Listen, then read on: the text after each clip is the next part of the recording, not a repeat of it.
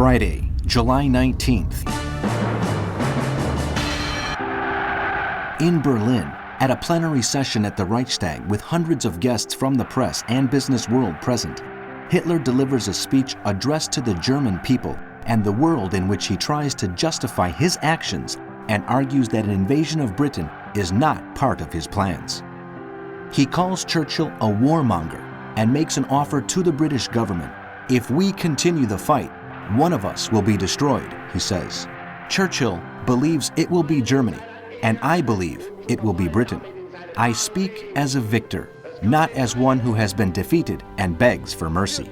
I do not see any reason for this war to continue, but if Churchill ignores my words, my conscience will be clear in the face of the misery and suffering which awaits the British nation. But the Nazi leader, who despises Freemasonry, as do Stalin, Mussolini, and Franco, faces two stubborn Freemasons, Churchill and Roosevelt, who are determined to frustrate his ambitions. After the session, Grand Admiral Erich Raeder hands Hitler a memorandum codenamed Operation Sea Lion, the operation devised by General von Brauchitsch, in which all the problems presented by the invasion of Britain are laid out. In the United States, President Roosevelt signs the law for the expansion of the Navy, which will considerably increase the fleets in the Pacific and Atlantic Oceans. In addition to the 358 ships now in service and the 130 still under construction, 7 new battleships, 18 aircraft carriers, 27 cruisers, 42 submarines, and 115 destroyers are to be brought into service.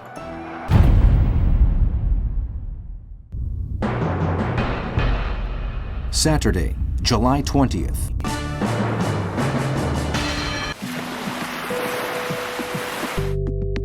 In London, following Hitler's speech, the Duke of Windsor advises his brother, King George, to form a new government presided over by Lord George with full powers to negotiate peace.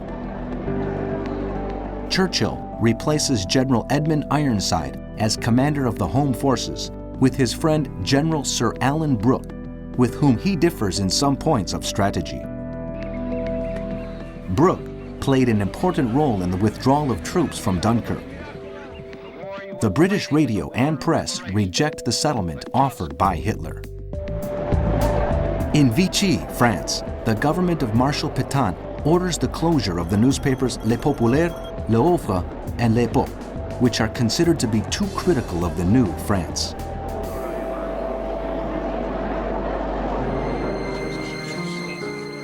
In Berlin, Hitler orders all Belgian prisoners of war to be released, though officers are to be kept in prison to carry out forced labor.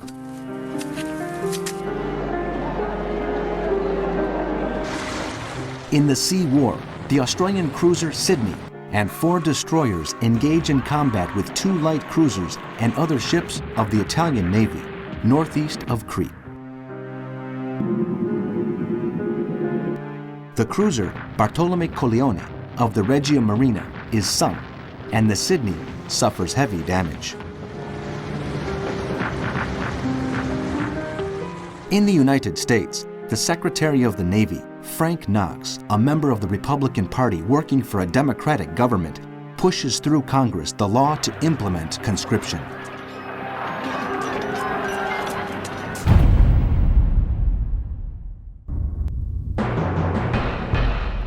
Sunday, July 21st. Following threats from Stalin, the parliaments of Estonia, Latvia, and Lithuania vote for annexation by the Soviet Union. In Germany, Hitler holds a meeting with the members of the OKW at his residence of Obersalzberg-Berchtesgaden. Something is happening in London, the Nazi leader warns, taken aback by the attitude of Churchill and his government. Hitler agrees with Hermann Göring that the Air Force needs to increase its actions against Britain. At the same time, the U-boats of Karl Donitz are to continue their attacks on the convoys in order to try to prevent supplies reaching Britain. Starved of these, the country will be forced to surrender. By mid-September at the very latest, we must carry out the first landings or else start to think of something else, Hitler warns those present.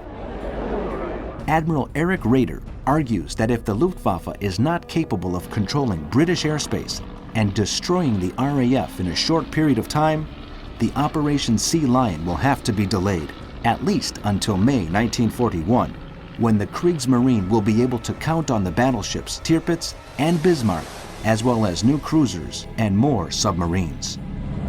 When Hitler is left on his own with General Franz Halder, Chief of the General Staff, and Marshal Walter von Brauchitsch, Commander-in-Chief of the High Command of the Army, he briefs them on his plans of invading Russia in the spring of 1941. The sooner we destroy them, the better. With a kick at the door, we can crush the Bolsheviks, he says. At the Havana Conference, the American Secretary of State, Cordell Hull, declares that the United States will oppose any European attempts to make territorial changes in the Americas.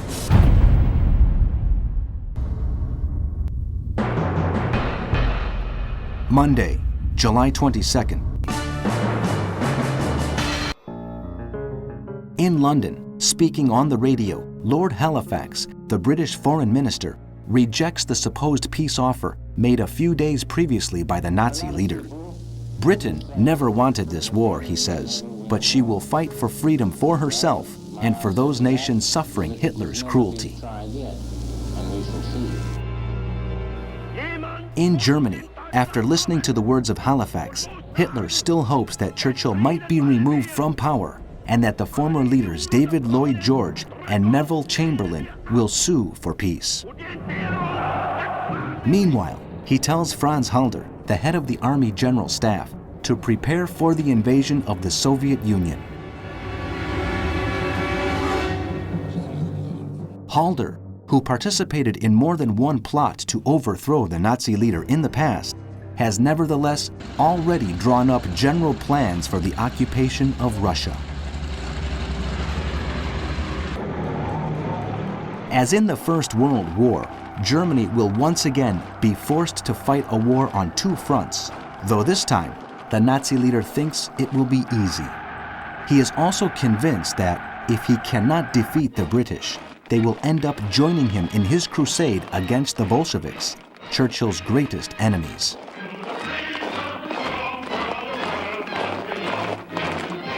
Halder gives Erich Marx, a man with an interest in history, and a group of officers the task of finalizing the details of the plan to be presented to Hitler.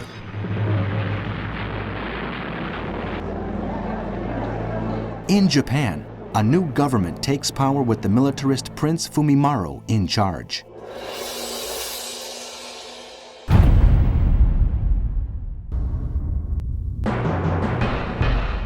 Tuesday, July 23rd. In Germany, the words of the British Foreign Minister Lord Halifax are analyzed closely. Most members of the Army High Command are surprised and angered by Churchill's stubbornness. To reject the Führer's peace deal means war, says Field Marshal Wilhelm Keitel, who, for his part, considers the planned invasion of the Soviet Union next spring to be a strategic error. In London, a provisional Czech government in exile is formed, headed by former President Eduard Benes. The intelligence service warns Churchill that the Spanish government is importing large quantities of oil, which are ending up in German hands. As far as the British Prime Minister is concerned, the important thing is that Spain keeps out of the war. In the meantime, with British support, Emperor Haile Selassie heads to Khartoum in Sudan to launch the reconquest of Abyssinia, occupied by the Italians. In Japan, Prime Minister Fumimaro Konoe declares that he will overhaul national defenses and change the bilateral relations with Germany, Italy, Britain, the United States, and the Soviet Union. In the United States, Summer Wells, who is temporarily substituting Secretary of State Cordell Hull, warns that the American government does not recognize the annexation of Latvia Lithuania, and Estonia by Soviet Russia. In the Middle East, General Antoine Mittelhauser, commander-in-chief of the French army based in Syria, decides to hand himself in to the British.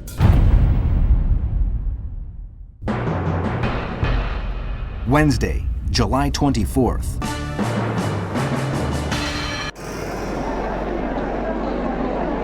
In Berlin, propaganda minister Joseph Goebbels and broadcaster William Joyce, known to the British as Lord Haw Haw, launch a campaign of intimidation over the airwaves against the British public, warning of the suffering they face following Churchill's refusal to accept Hitler's peace offer. In Britain, the army and the civilian population are prepared to meet the enemy. The National Guard alone has more than 1 million men under arms, and cities, towns, and villages around the country have organized their defenses.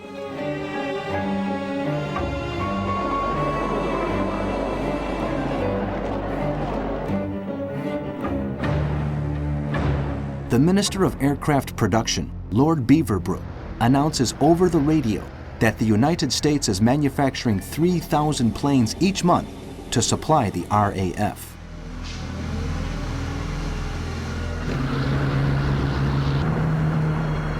Churchill holds a meeting with King George amid rumors that he will resign. In Moscow, the Soviet government decides to suspend commercial relations with Britain. In Vichy, France, Marshal Pétain orders that former Prime Minister Edouard Daladier is to be stripped of his French citizenship.